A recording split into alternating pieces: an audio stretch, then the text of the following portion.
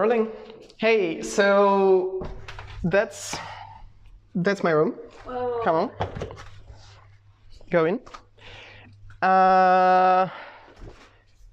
So it's a room in the 6th arrondissement in Paris, and I pay a bit less than 700 euros for it monthly. Wow. Crazy.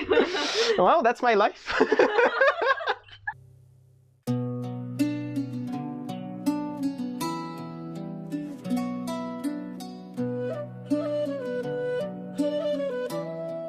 So the room tour. So you enter, as we have seen. Okay. Then you have, on the left, you have the posters. Then there is my private shower. Very, very nice, very good. On the right, I have all my clothing. Currently, it's a bit of a mess because I did my laundry. Is that everything you own? In terms of clothing, yes. Wow. On the left, I have a bit of a prettier space.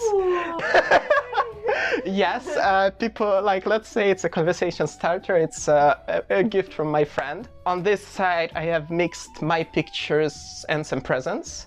On this side, on the mirror, I have only my film pictures. So basically, that's a place for work, that's a place for usually eating or like cooking some stuff.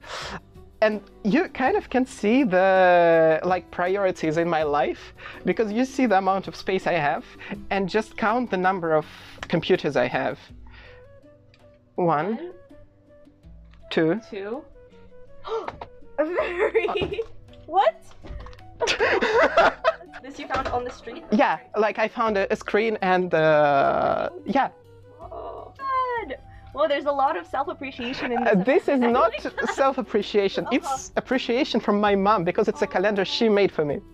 And this table, it is structurally connected to my bed, and I did it myself to perfectly match my geometry. So it's actually, like, I guess, the most comfortable place of work I've ever had, just because it's so, like, perfectly aligned. What does it mean, perfectly aligned? When I type, I really like to have my elbows on the table. So as you may see, my keyboard is very deep, because I want to sit like this.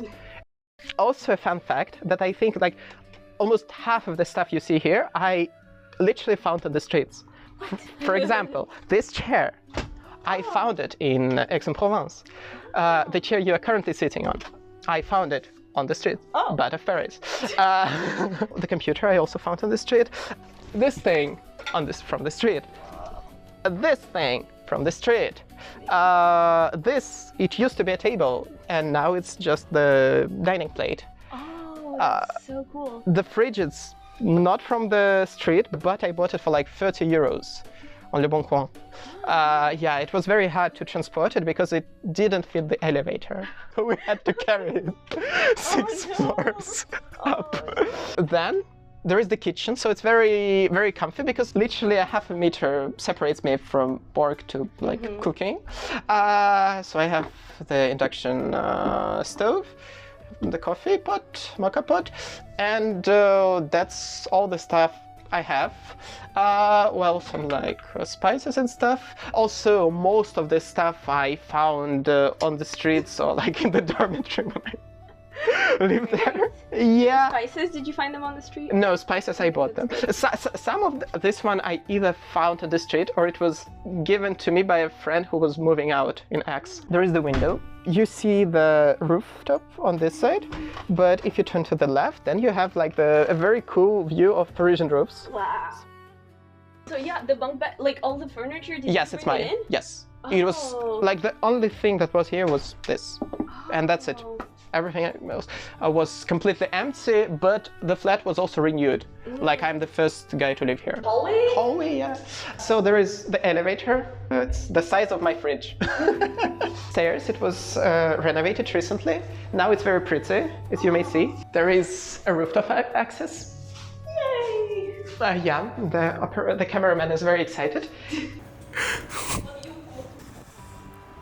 Look at this, so pretty. And there is a bathroom. The cleaning lady cleans it very nicely. Oh, okay. And you have the rooftop window. It's naturally illuminated. There's no sink. There is no sink, yeah, so you have to wash your hands in the room. Now we go to the second floor. That's my bed. That's, I guess, pretty normal. One of the main constraints for the bed was for it to not be too high to fit the lamps. And this bed, it actually did fit like extremely perfectly.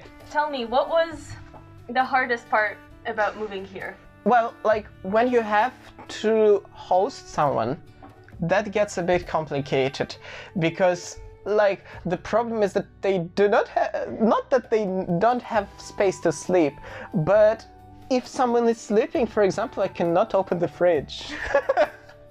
So you either sleep or you eat? Yes.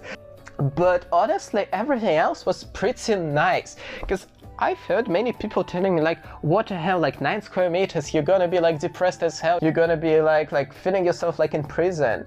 And first, yes, technically the prison cell of Sarkozy is bigger, but I was able to furnish this room according to my taste. So I have a lot of love in this place and it just, I don't know, I feel myself very comfy. Yeah. What's the best part about living in Paris?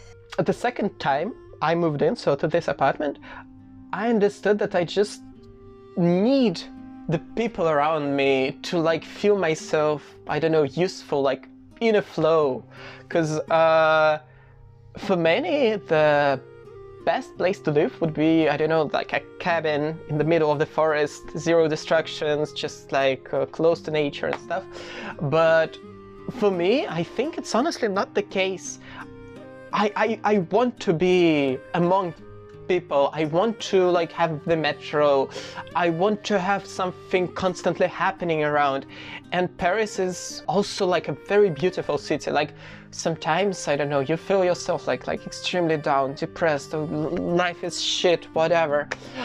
But you walk on these streets and it's pretty and it just helps, at least in my opinion. Yeah, so when I was searching for the apartment, for me a very high priority was not the like comfort, furniture, surface area, but the location. Because like if you live in a suburb, yes, you're close by, but it's not the exact thing because you're not surrounded by this. Do you ever want to move somewhere else? So yes, definitely, because I just love exploring new things. And I don't know, I know people who like at the age of, I don't know, 25 want to buy a house to get this stability, but honestly I want adventures. And like I love Paris, it's definitely in my heart, but I would like so much to live, I don't know, for example in Scandinavia, maybe in Germany, for example in Switzerland, for example in New York, why not? Maybe in like an Asian country, and not like to visit, but actually to spend to some extent considerable amount of time, because it's just so interesting. I understand that I would love to try new things and to like explore, because yeah, like the place where you live in, it kind of, it's like a prism that opens your personality. Do you feel at home in this apartment? Yes. Yeah, so it depends on what do you define as home. And for everyone, this definition is very personal. But throughout my life, I was constantly moving between like hotels and stuff because of like sport. And I got very used to adapting to new places. But in Paris, in this place, because I like set it up the way I wanted it to be, because I chose this apartment and it was not like a dormitory distributed for me or something, I actually am very like connected to it. Like I love this place, and if I was to start searching for a new apartment because I don't know, I have more money, I'm rich or something, I would definitely love it to see in the same district. Like yes, it's small, yes, it's tiny, yes, I don't know, you to go to the bathroom you have to exit the apartment, but it's like so mine, and I guess it kind of also reflects reflects me as a personality, as a person. So yeah, definitely, it's definitely my home. Like, yes, people enter it and they're like, oh my gosh, how you live here? It's so tiny. But I don't know. I have all the city around me, so yeah.